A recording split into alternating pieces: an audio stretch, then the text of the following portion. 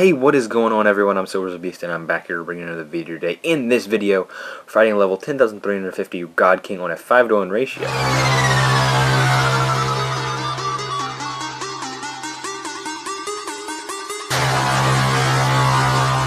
What's a 5-to-1 ratio, you ask? Well, it's when you take the level of the enemy and you divide it by 5, and the product of that equation is the amount of stat points you get to allocate. In this case, it's 2,070, and those stat points include normal stat points, gems, and equipment. So we're going to take a look at my stat points. But yeah, so 5-to-1 is what you want to do if you want to show that you've mastered a certain enemy, that you can completely own that enemy, and that nothing that enemy throws at you will ever kill you. So that's what you do. You do a 5-to-1 if you want to show that you have mastered an enemy. So let's look at my stats. 3 health points, because each health point is 50, so 150 is 3 health points, plus 2,056 attack, plus 10 shield, plus 1 magic equals exactly 2,070 stat points, which is our exact answer. The Ricochet with 50 attack points, Maximus with 9, Longshot with 5, Dark Armor with a Titan Break plus 2 gem to add 2 hits to every break, and the Fire Circle. Alright, so let's go ahead and get started. So, a 5-to-1, like I said, it's what you do when you want to master an enemy, and I've done quite a few 5-to-1s on my personal channel, but I've never put up a God King 5-to-1, so I thought I'd put one up on InfinityBladeMasters, the channel that you'll be watching this on. Now, there's a couple aspects of the God King 5-to-1 fight. He does have magic, which most enemies do not have, so that's something you got to watch out for. But I do have it worked out to somewhat of a science. So what you want to do when he attacks with magic is you want to parry the first one, or no, you want to dodge the first one, then parry the next one, then dodge, then parry, then dodge, and just keep alternating until he's done with his magic. This way, you will very rarely get hit by it, and it's very simple to deal with. He does use magic quite a lot, so it is necessary to learn how to deal with it. But once you deal with it, I don't think you'll have too much trouble with it. Also, the God King has 3 step backs like every enemy. Here is one of them right here. This is the easiest one. You just gotta dodge to the right. You gotta hold down the dodge to make sure you dodge both of those hits right there. And that's his first step back. Step backs are when the enemies step back, literally step back, and they do a complicated maneuver. In this case, he does the little shield and sword bash. But here, we're just fighting him. We got the magic. See, as you can see, he does use magic quite a lot, which is why I want to tell you how to use it. One thing that really bothers me about magic, though, is when he does magic so much, it very rarely gives you long break windows to attack him, which kind of bothers me. See, I keep getting short break windows. You can tell how long your break window is going to be by the exclamation points at the top where it says dodge break, and you can see how long your break's going to be. Now, since I have a Titan Break plus 2 gem equipped, here's his other step. This is his hardest one. It's called the 360, and you got to time that dodge just right so you can get a parry in there. That's considered his hardest one. A lot of people consider it the hardest step back in the game. However, I consider it pretty overrated, just in my opinion, but that's just me. Everyone has different skills in the game, and that means every enemy is different to some people. Is harder to some people, and some enemies are easier. For instance, the Hornstalker, which is a staff enemy, some people find him very hard. I personally find him very easy. On the other hand, there's another enemy called the Acolyte. Some people find, I'm not really sure to call it a him or a her because it looks like a bird, but I guess I'll call it a him.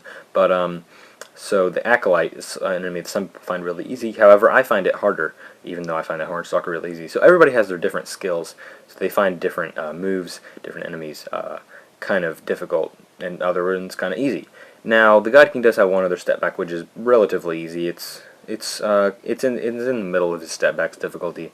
The one you recently saw, the 360, is the hardest one of his. But after you kind of master it, it gets pretty easy. Just for me, I mean, that timing is kind of crucial. You got to get that timing just right. But once you do, it should be pretty simple. Now, I'm using the Ricochet with the plus 50 attack just because it fit my build to get me 2,070 attack. I'm using the Longshot with 5 attack just because it fit my build yet again.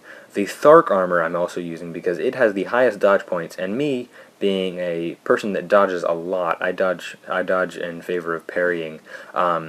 Me being one of those guys, I need an armor that can let me dodge a lot, and this one is the highest dodge stat, and it also adds very little to health. And in a 5-to-1, you don't really want to add any to health because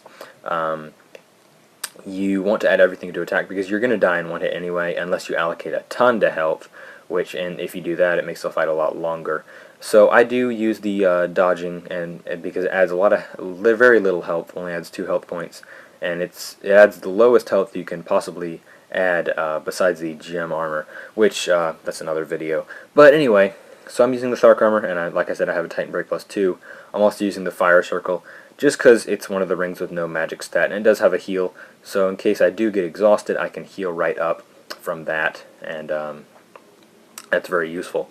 Now, I'm starting to get some more longer breaks. I'm kind of happy right now because I just hate those magic breaks where you only get a couple hits in, but we're off of those now, and yeah, so the God King, a lot of people say he's pretty easy. Here's his, yeah, there's that step back again, that was really easy.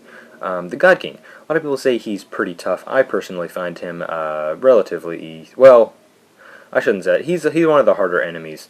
I think he's one of the harder enemies, but he's not the hardest. The hardest would have to be some of the dual enemies, Woodjester, MX Stealth, one of those guys. Maybe even Plated Sorok, although I don't think so. Some people might say the staff enemies. I think Sadie is the toughest staff enemy. Woodjester would have to be the toughest dual enemy, and God King would be the toughest sword and shield enemy. And I mean, even though he's not that tough, he kind of gets you because he changes speeds. And here's his last step back that I wanted to show you. That one's relatively simple. He just has more hits in it. You just can do a bunch of side dodges for that one. Relatively simple. I mean, once you see it once, you'll be able to do it. I mean, forever. I mean, it's kind of like riding a bike, I guess. I can't believe I just made that comparison. I guess it's kind of like riding a bike. I don't know. Whatever. I'm probably crazy at this point. But we just got him down to the 3rd stage, which means we are almost done with this fight. We just got to get down 200,000 more health, and yeah, so this is a pretty high-leveled God King. 10,350 means I am in New Game Plus 103. If you don't know what New Game Plus is, it's an alternate game mode where you can infinitely level up, and I am at level like 3,575, so 3,575, and so I'm kind of up there, and I'm just plodding through New Game Pluses, continually grinding. Here's that step back in. This time it was a little slower, and it almost threw me off. See, here you can see he's changing speeds, but I didn't end up surviving, so that was okay. And so yeah, we're getting him down to the wire here. He's on the run now at the bottom of the steps. I really like the environment for the God King fight. I like the whole temple idea. Ancient. Well, I guess it's not that ancient. Well, maybe it is. I don't know. I don't even know what I'm talking about. But I really like the whole temple, everything, and if you do look closely, you can see that it's raining. Obviously, I mean, they can't put like raindrops splattering off everything. That might be a little too graphically intense. Maybe with Infinity Blade 3 they'll be able to do stuff like that. Rain, snow, that would be awesome. Lava, stuff like that. Which, I mean, if you've seen Unreal Engine 4, it's really good at doing particle effects, which is what snow and rain and stuff would be. So maybe we can hope for that. But anyway, we're getting him down to the wire here. But I wanted to go ahead and take this time to say thank you for watching. If you did enjoy, make sure to click the like button below, or touch it if you're on an iOS device or Android, whatever. If you're on mobile, touch it, and remember to subscribe to this channel, InfinityBladeMasters, if you want to see more videos like this with me. So make sure to subscribe to my personal channel. I am Silversabeast. Infinity Blade Fans is my channel. You can subscribe to that below. But yeah, so thanks for watching. That's it for this one. Remember to subscribe for me and InfinityBladeMasters. Links to both in the description. But that's it for this video, guys. I hope you enjoyed. I'm Silversabeast, and we're about to smash the God King in the head. What makes you think I'll let you die that easily? I've seen that cutscene like a billion times. But thanks for watching. I'm Silversabeast, and I'm out.